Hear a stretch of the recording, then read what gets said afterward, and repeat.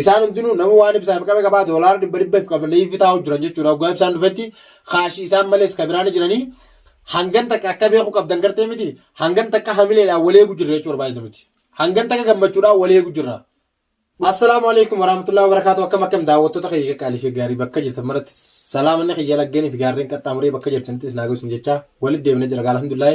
Guyyaa gammachiisan jecha gaara saayibboottan kiyya kanaa wajjin dhufee jira mee guutak salaam tagaadha.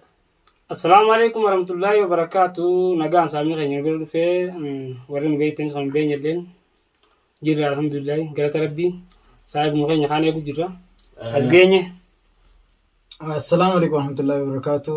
Baga nagaan weeydan isinis as geenye gaazexaa saayibni keenya irraa ta'an bira dhufee saayibni keenya ibsaa tokko eegu jirra akkasiin baan.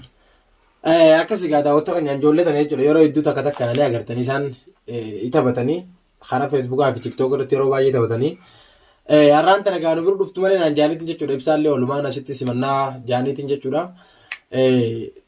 dhuftu malee naan jaaniitiin achi ka'eef isaan bira dhufee duraanis gaa adda fageenya waan jirru naannoo matakkaa jechuudha baay'eetii mee isin akkam fayyaa keessanii waa'ee dhimma obboleessa kiyya ibsaa hojii yeroo wal qabsiisu namoonni hedduun gaafii keessaan nagaamachaa turtaniif hanga ibsaan gartee ol ba'ee dubbatu duraanis hin dubbadhu isaan eegu jira jechuudha fincil jee san irratti gaa akka nama tokkotti waan narraa eegamu takkaanis nin godha jeetiin taa'u jira gaa akka namni nama simatutti nin simada jeetiin taa'u jira gaa anillee namumaan na simatee namni gaa gisee taarifa deemee dhufe kana dhukkaa'ee dhufe beektan gaa akkasuma dhukkaan dhufan Haaroo deebitan nama haaroo amma biyya dhufe. Haaroo jawwaanis kashaafaa si bitama osoo jawwaalas kashaafaa olii bituu biraan hin taane duratti waa hundaa osoo waan isa barbaachisu akkanuma cal jennee maatii geessu osoo hin ta'in waan isa barbaachisu asii gooneefiti akkasitti agargaas booda kallattiidhaan maatii bira geessuudhaan yaada qaba ture maaliif jennaan waa hedduudhaa jira jechuudha wanni sirreeffamuu qabu yaa'u har'aa miti gaa eega manaa deeme ni beektan gaa'u maatii sadaffaa afuraffaadhaaf deemnaa naaf ibsaadhaas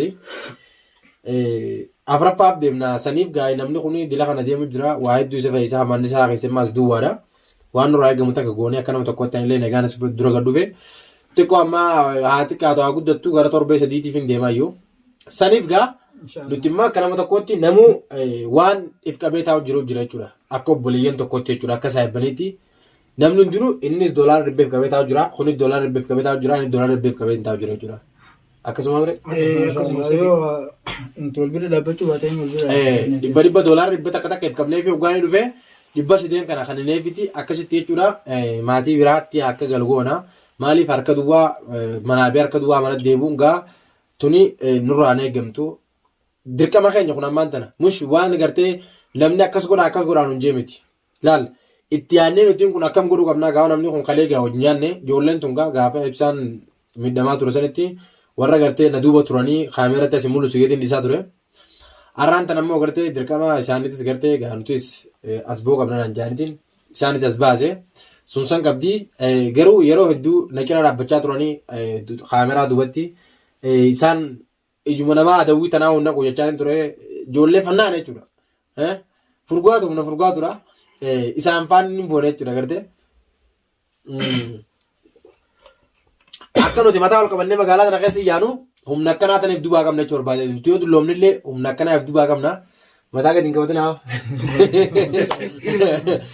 Humna keenya ol dhufee faaruun tuqaan uummattu miti.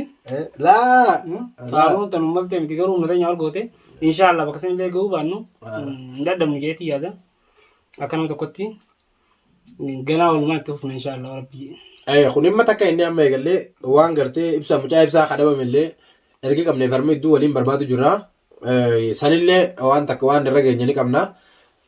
Haa ta'u immoo amma obboleessi keenya ibsaan simachuudhaaf gartee miti qophiidhaan Qophii akka waan irraa eegamu hundi ni goona akka nama tokkotti ni goona nuti ijoolleen asii tuni nis afaanis ni kaanna. Akka Oromootti haa ta'u akka Alamittis haa ta'u akka obboleessattis nu qabaa nu biraan dabree immoo isin qaba. Tanurraa haftee isin qaba jechuudha nuti waan dandeenyu gaa gooneef isinillee waan dandeessin takka ni gootaniif namuu jechuudha akka danda'utti akka humna isaatti fedhee isaatiin jechuu dirqama osoo hin ta'in sun fedhii keessa nu galchuu nuti immoo gartee waan nurra jiru bichaadha dirqama keenya bichaa baanna. Bichaa baannee akka goonaaf jechuudha. Waa malee gargaarsa ibsaaf gurra osoo hin ta'in akka nama tokkotti nuti waan nurraa eegamu saahiba keenya ibsaa akka kennaatti waan isaaf qopheessinee qabna jenneeti kan isinitti himne malee akkana goonee gargaarsa wal coruuf jira miti laa nuti bakka san hin geenye rakkoo akkas illee hin qabne alhamdulillah rabbil alamin xiqqoo gaaraaf gaddee bee namni gizee gartee gaa maatii qabaa inni kun akka keenya konfoleessaa miti nuti bakka warra bakka itti dhiite bulusan jechuudha akkasuma nuti bakka nuti dhiite bullaa ugaa gartee miti dubbiin jabaatti ugaa waan karaa manaa namni karaa qabu bira galleetti gaafa harkaan karaa manaaf irraa qabala nuti konfoleessaa waan ta'eef ammoo warri gartee maatii qabu kun hin ta'u akkas saniif isaan kana nama kana akka gartee innillee sammuu isaa hin dhiphanneef haati mana isaa illee gaanii beeytanii hedduu takka dhukkubeetiin jechuudhaan illee mushtee faallee geessee waa hedduullee waan hin godhe hedduu jira. Haa ta'u immoo ani waa hunda viidiyoo waraabina eeganaan jettan ni dhiise ture. Haa ta'u immoo alhamdulillah rabbil alamin galanni kan rabbii guddaati. Boleessa keenya ibsa baga rabbi nagaan si baasee Itoophiyaattiin seegaa ture eegumaa siin naa mul'atte galanni kan rabbii guddaati waa hundaa ogaanni qubaan qabaa. Baga daawwattoota kiyya gartee kan naamanuu didee naamansiistee kan gartee dhugaan asee didee hedduullee si addaa turellee baga gartee miti isaan guutuu amansiiste boleessa kiyya hedduutu akkasii rakkachaa turanii akka nama tokkotti alhamdulillah rabbil alamin yeroo muraasa qajeetti wal garrajeetti yaada amma akka oltee nurraan bullee oltee akka nurraan bullee yeroo muraasatti nu bira ga'uu qabdaa. Daawwattoonni keenyallee gaa bakka jirtanitti gartee miti du'aayii akka nuuf gootan abdii qabna. Ijoollee tanaa hojjetillee gaa maqaallee waan isin hin barsiifne. Maqaan kiyyaas Araarsoo Buleen naan jedhanii. Anis Jaalataa Mahammad naan jedhanii. Waanuu wal barnoota gaarii. Dirqama ijoollee tana gartee naa baraadha. Ijoolleen kun gartee ijoollee fannaanaa hedduu takka waan isin barsiiseef isin beektanii waa malee isin hin barsiifne. Yaa guyyaa biraa gartee bifoota gartee keessummaatiin isinii fiduun kiyyeen oolu. Arraan tan ammoo waan gartee yeroo keessa jiru kanatti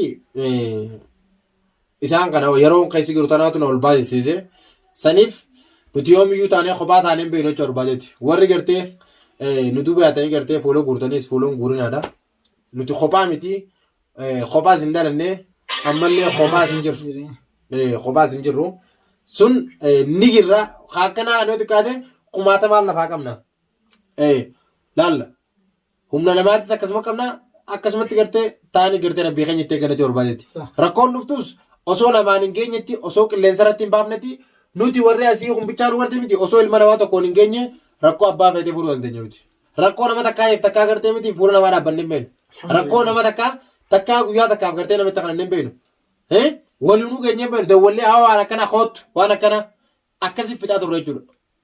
Waan xiqqoo hundaa fuula namaa rabbi takkaa hundaafne kuni akka nama tokkootti dirqama keenyaas dirqama lammiitis gaafa nan dhufullee akkasuma nasi matanii waa hedduullee naaf godhanii haa galatoomanii arrallee osoo hiifanne dadhabneen jiin takkatti obboleessa keenya ibsaallee akkasumatti gartee waan gargaaru waan barbaachisu hundani goonaa fi jaanii isaanummaan asin yaamanii isaan malees gaa namoota inni hedduu jira isaan kana kan inni isanitti agarsiise hundaas baasuu hin barbaanne namoonni tokko tokko gartee miti uummata kaameeraa kan hin feene jira warra gartee nu harkillee hin feene jira allaa kun ammoo haa galatoomanii haa ta'anii warri kaameraan seenis haa ta'anii hin fedhu anuyyuu kaameraa duratti isaan hundas baasuun fedhu.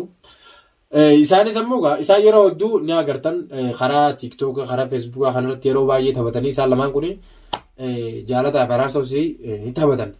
Isaan ni beektan warri fuullee sooshaal miidiyaa kun isaaniif haaraa miti. Saniifin isaan isinitti as baasee isin hojii wal isin barsiise akkanatti wal cinaa jirra jechuu barbaade daawwattoota keenya.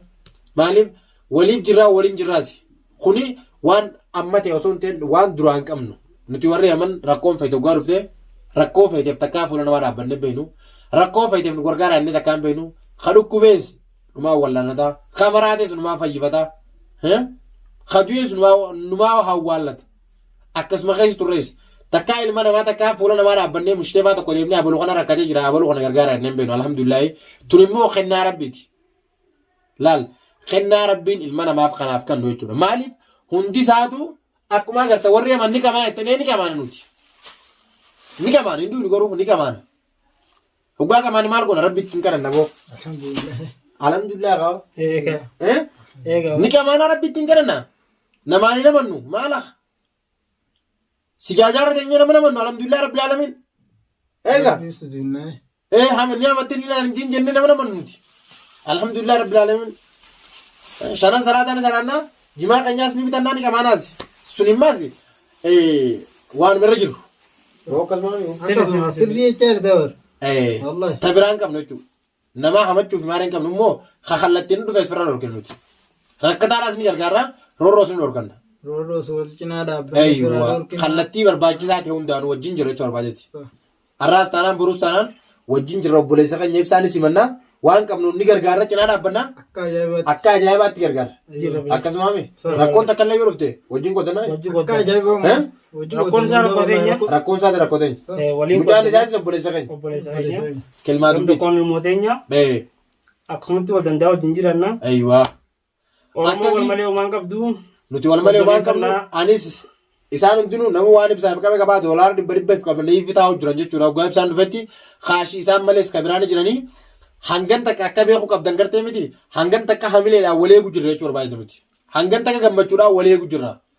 Dhufa isaa eegu jirra jechuudha. Sun akkas qabdi daawwattoota keenya walitti deemna inshallah. Salaamu alaikum warahmatullahi wabarakatuh. Nagaan nu turan nanka. Achuma du'aa godhaaf. Du'aa godhaaf. Akka nagaan nu bira dhufu. Du'aa godha jabaadha.